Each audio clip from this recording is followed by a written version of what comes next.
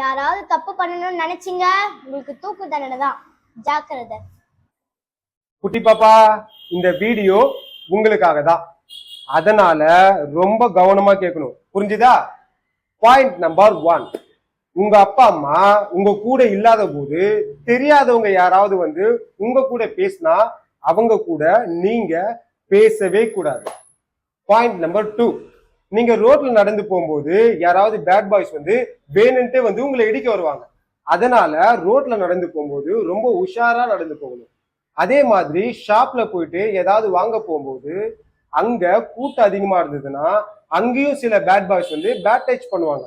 அதனால நீங்க உஷாரா இருக்கணும். யாராவது உங்களை பேட் டச் பண்ணா பக்கத்துல யாராவது இருந்தா அவங்க கிட்ட நீங்க கம்ப்ளைண்ட் பண்ணிடணும்.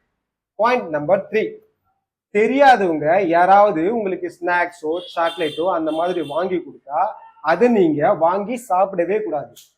தெரியாதவங்க தெரிஞ்சவங்க நமக்கு வாங்கி கொடுத்தாலுமே அதை நம்ம சாப்பிடக்கூடாது.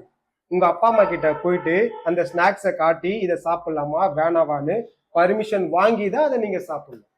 பாயிண்ட் நம்பர் 4, இப்போ உங்க வீட்டுக்கு அப்பாவோட ஃப்ரெண்டோ இல்ல அம்மாவோட ஃப்ரெண்டோ யாராவது புதுசா வந்திருந்தாங்கன்னா அவங்க கூட கொஞ்சம் டிஸ்டன்ஸ் மெயின்டைன் பண்ணியே பேசணும். ஏன்னா நல்லவங்க யாரு கெட்டவங்க யாருன்னு உங்களுக்கும் தெரியாது, உங்க அப்பா அம்மாவுக்கும் தெரியாது. அதனால டிஸ்டன்ஸ் மெயின்டைன் பண்ணி பேசுறது நமக்கு நல்லது. பாயிண்ட் நம்பர் 5, இதுதான் ரொம்ப முக்கியமானது, கவனமா கேளுங்க.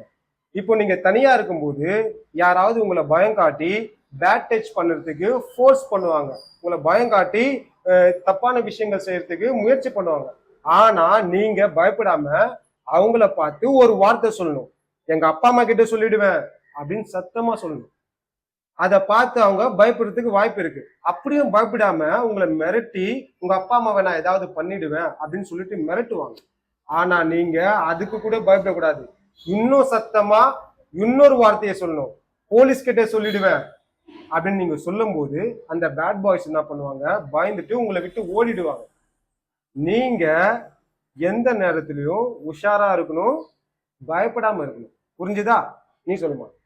யாராவது தப்பு பண்ணணும்னு நினைச்சீங்க, உங்களுக்கு தூக்கு தண்டனை தான். ஜாக்கிரதை. நீ போமா, உள்ள போயிடு. டேய் பொறுக்கி பேட் பாய்ஸுங்களா, உங்க எல்லாருக்கும் ஒன்று சொல்றேன் கேட்டுங்க, வாழை சுருட்டிக்கிட்டு ஒழுங்கா இருந்துருங்க.